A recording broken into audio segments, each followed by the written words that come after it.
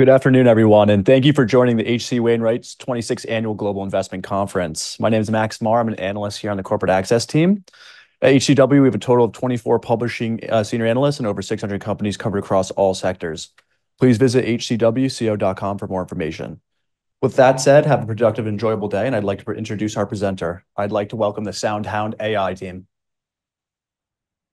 Thank you. Well, thank you for having me. Thanks, everybody, for joining. My name is Nitesh Sharan. I'm the CFO at SoundHound AI. We're a conversational AI company that focuses on voice. We believe that voice as the interface through which humans have interacted for thousands, if not tens of thousands of years, has been elusive in our interaction with technology.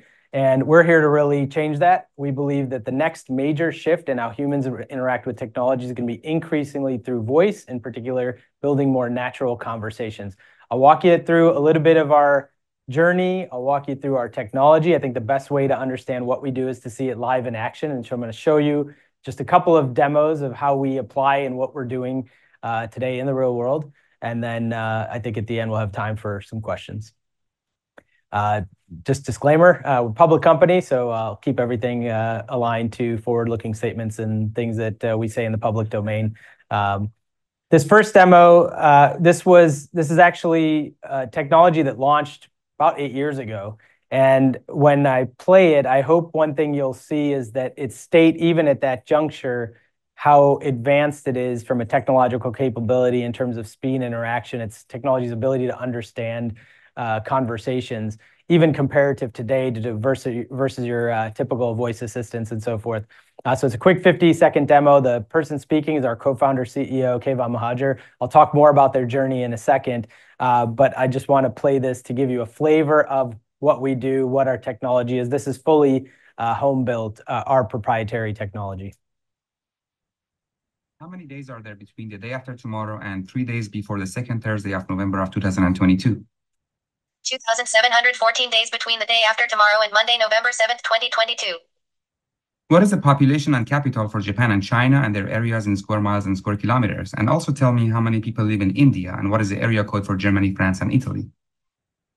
The population is 127,288,000 for Japan and 1,330,044,000 for China, and the capital is Tokyo for Japan and Beijing for China. The area is 145,882 square miles and 377,834 square kilometers for Japan and 3,705,386 square miles and 9,596,959 square kilometers for China. The population of India is 1,173,108,018. The area code is 49 for Germany, 33 for France, and 39 for Italy.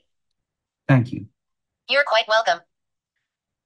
So this was a technology that was launched in actually 2015, and subsequent to that, that was sort of tech that we had built in-house and stealth for a greater part of a decade. 𝗖𝗢𝗡𝗡𝗘𝗖𝗧 himself and one of his other co-founders were doing their PhD at Stanford, met one of the third co-founder who was doing his Bachelor of Science, and they really had this vision of voice enabling the world. And 𝗖𝗢𝗡𝗡𝗖𝗧 was inspired by science fiction at the time. He kind of looked at what do they have in science fiction that we don't have in real life? And at the time, he was inspired particularly by Star Trek. And he noticed how you could talk to anything and everything. You could talk to robots, the elevator, your coffee machine, and so forth, and just have natural conversations and things would happen. And he said, well, that absolutely will happen in my lifetime, when he compared it to other things like traveling faster than the speed of light or replicators or transponders, so forth. He didn't think that that might happen, but definitely voice AI was something that he could build. So he started on that journey. And 10 plus years later, he was able to launch our platform, our voice AI platform.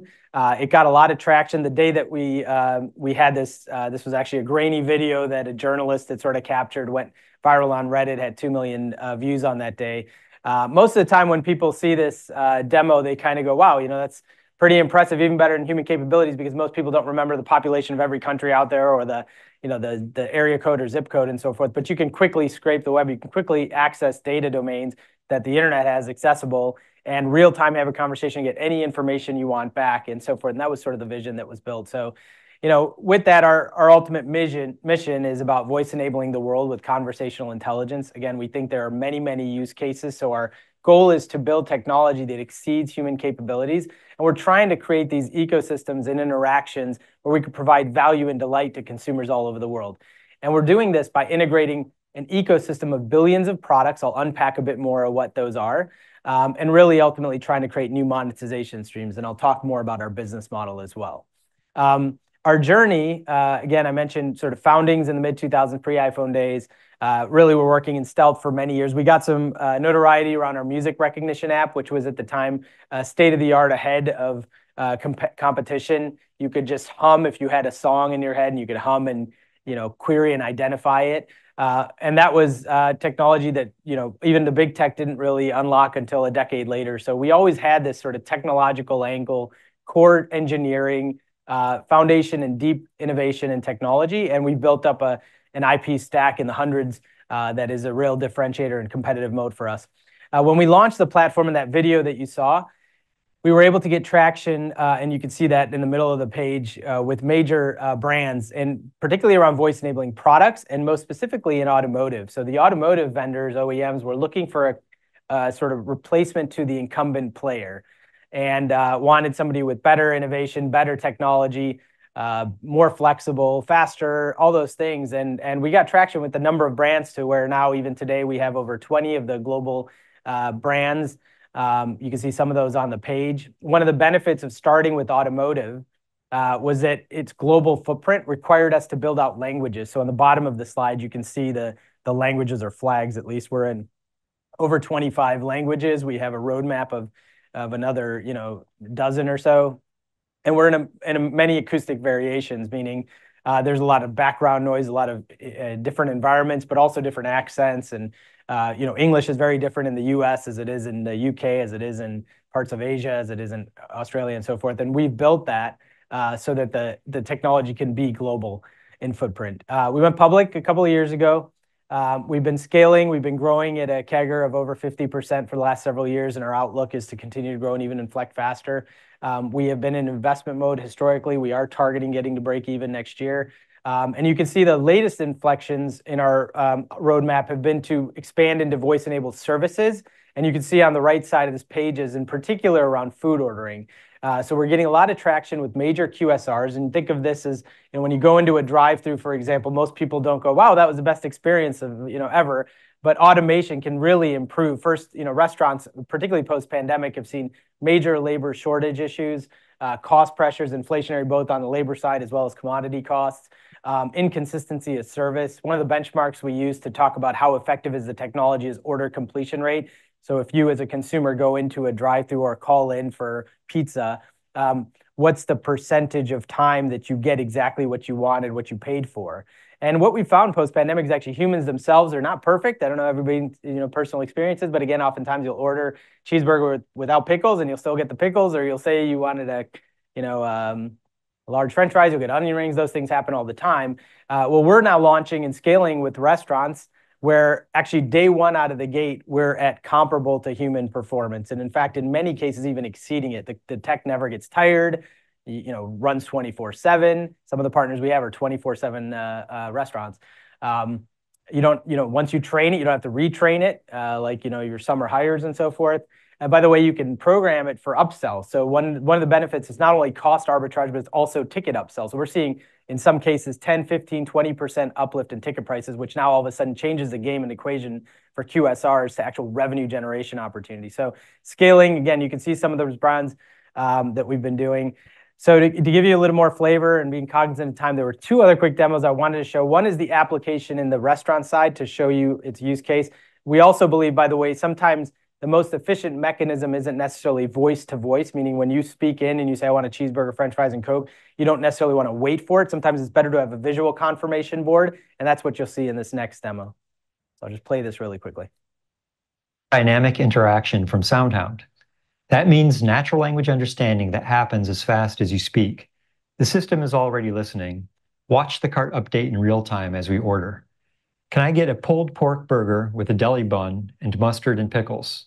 I'd also like a kid's mac and cheese with milk and yogurt and a large Coke and French fries. We can edit the cart with voice. Make the Coke a small, I don't want the French fries, and change that to apple juice for the kids' mac and cheese. Notice how with dynamic interaction, we also get real-time suggestions triggered by what you say as fast as you need them. Clear cart. Classic cheeseburger, Swiss cheese, avocado, lettuce, and no mayo. and the suggestions pop up right when we need them, with a deli bun. On the side, I'll have mozzarella sticks, and to drink, a vanilla milkshake, and for dessert, oatmeal raisin cookies. I want to modify a couple things. Make that a chocolate milkshake and remove tomatoes from the first one. Dynamic interaction also supports multimodal interaction, such as touch and voice input at the same time. We can touch to choose an item, make that chocolate chip cookies, and we can swipe to delete. And sometimes you need to ask a question like, how much is a brownie? The price of a brownie is $3. Okay, add a brownie. Let's go faster. Start over. Pulled pork burger, lettuce wrapped, brownie, onion rings, spring water, vanilla cupcake, delete the first item, French fries, get rid of the spring water, strawberry milkshake, scratch the onion rings, side salad with blue cheese, delete the brownie, chocolate chip cookies, remove the French fries, classic cheeseburger with American cheese, bacon, avocado, lettuce, tomatoes, ketchup, mustard, and pickles, and no onions, with a double patty on a pretzel roll. This is amazing.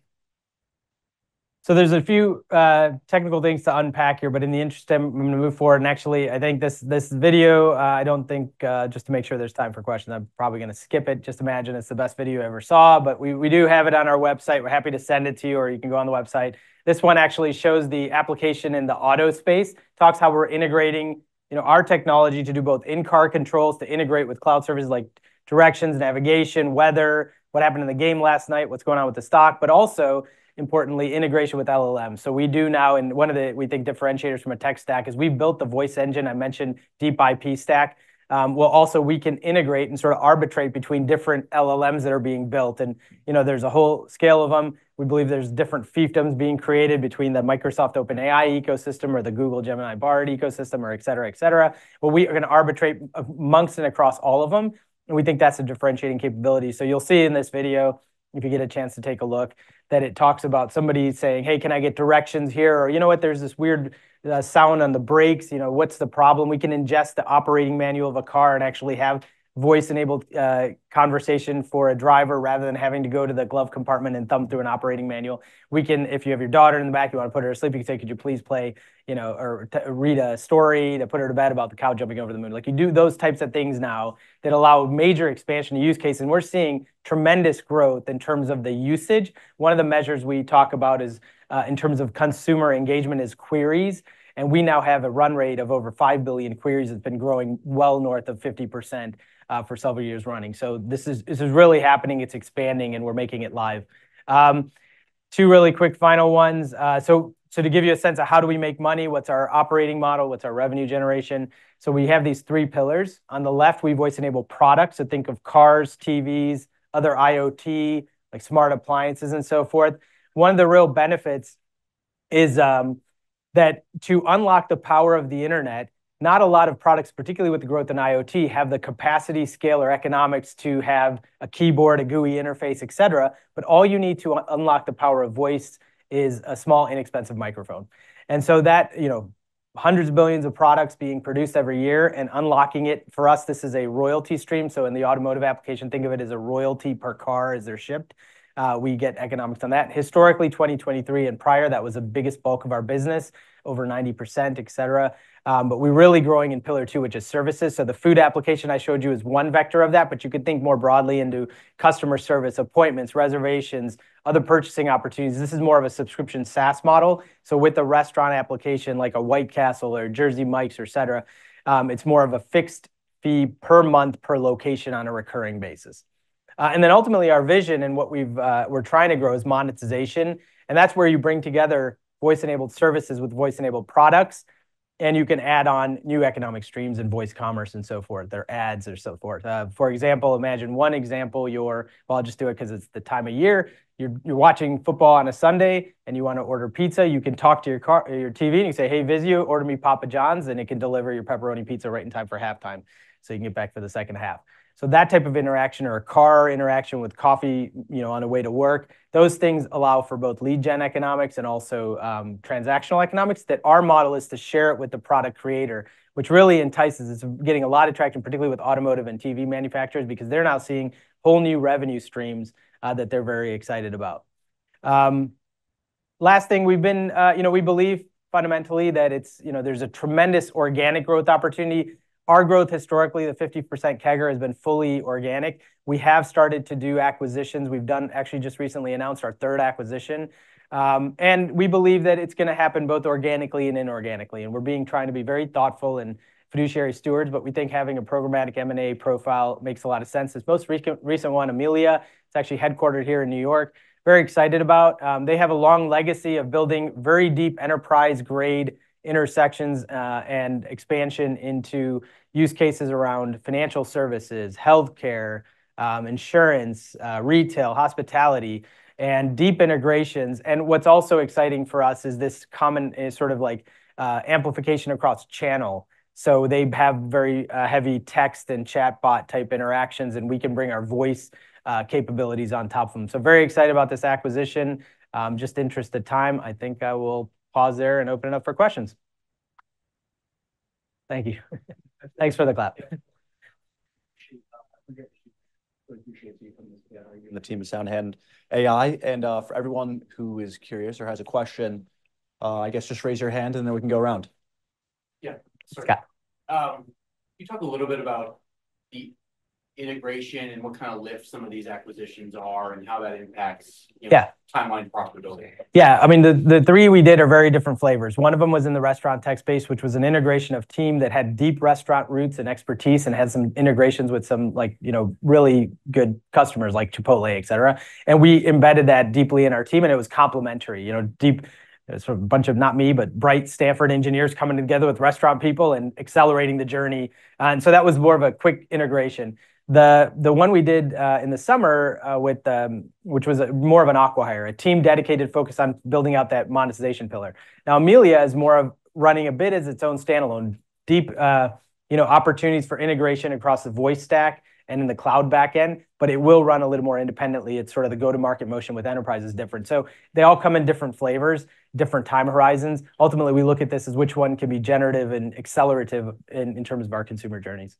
And Nitesh, can you touch on the balance sheet real fast? Where are you with the cash? Yeah, we were excited. We had, we paid down some debt earlier this summer, and we were, even after doing that, had north of $160 million of cash with no debt. And so very healthy from our profile of getting to break even next year, in a very strong position, have a lot of call it liquidity to operate and deal with the ebbs and flows of the markets. We did this acquisition, which was predominantly stock-based. We did pay off some of their debt. So generally, we're in a very good spot overall, and feel very strong. Gives us the opportunity to scale. Great, thank you. Go ahead. Yeah, on your acquisition, is there a strategy that you are working within? Yeah. Are they more tuck-in acquisitions? Yeah. Or are you looking at something random? Yeah, so our strategy kind of goes and starts with the mission. We want to voice-enable the world with conversational intelligence, and we want to do that thoughtfully and programmatically. And then we kind of think through the three revenue pillars as some of the architecture. We want to voice-enable products, voice-enable services, and then monetize around that. But a lot of that is threaded based on consumer journeys. And so we look at any partnership when we were landscaping all the time to who's a new competitive threat, who's a good partner to work with, where is an acquisition and opportunity accelerated journey. And they are generally things that we can absorb and integrate. So we're not looking to do massive transformational deals. We really see massive organic opportunity. But if there's a way that we can accelerate and, maybe what would have taken us 5 years on our own, we can do that in 1 year, that makes a ton of sense. I think of it both in cost, ultimately the value proposition is, can we get a return on capital well in excess of risk-adjusted cost of capital? That's the financial framework. And, how do we feel about integration? Our capabilities intersecting with theirs. So for example, in some of these, we have, and sorry, I'm speaking too quickly. I know I do that, so I'll slow down. But we have our speech recognition engines that a lot of times these partners, Amelia is a good example, but Sync3 was also another example, where they're third-partying and paying others like Microsoft, Google for speech recognition or natural language understanding. We can bring our own proprietary tech, much better margin profile, actually better performance, and we do benchmarks against them, and we know that's an amplification. We know that because we can develop on our own for their customers who are thirsting for more voice, we can accelerate their own journey. So there's real revenue synergy opportunities. And then on the back end, there's cost synergy opportunities with, for example, cloud capabilities and so forth, and our own sort of support function. So we think of those across multiple dimensions. We have a multi-pillar framework of when an acquisition may or may not make sense. I actually have my head of strategy and corporate development in the room who's always landscaping stuff, but that's generally how we think of acquisitions. Can you speak to the trajectory of gross margins? I think they were 67%. Yep. Adjusting for acquisitions versus 79% year-over-year. Yeah. So we're a software business, so we absolutely, and we like being a software business. So at scale, we should be 70+% gross margins and actually 30+% EBIT margins. That's the profile we're building over the long term. And we absolutely see that with still disruptive hyper growth. And we believe we can be one of the next major players in this new landscape of generative AI. To the question of what's happening now, well, when we acquired our, Sing3, the restaurant acquisition, they had a call center capability that was a lower margin business. And we thought of sort of some cases with customers, we're moving away from those contracts, saying that's not the right vision, where a customer's like, I want to be call center forever. But where a call center is great data that we can improve our models and so forth, and they're willing to go on a journey to migrate to AI, that's something where we think is actually value accretive. So in the near term, as I've guided publicly, there will be near-term sort of pressure. So you're right, we're in the 60s rather than the 70s, but all on a pathway back north of 70s. Now, I will say, even with Amelia, they have some parts of their business, professional services, that provide real deep integrations that are almost like competitive pillars or moats that we're establishing to allow for more software upsell that will be at that 85% plus gross margin basis. So long-term, 70+% and north of where we used to be. In the near term, to get more data, to get customer traction, to get deep competitive moats, we're willing to sort of trade off a little bit of a lower margin profile. I know I see flashing lights. Any last questions, or I think well, thank you all for your time. Really appreciate it.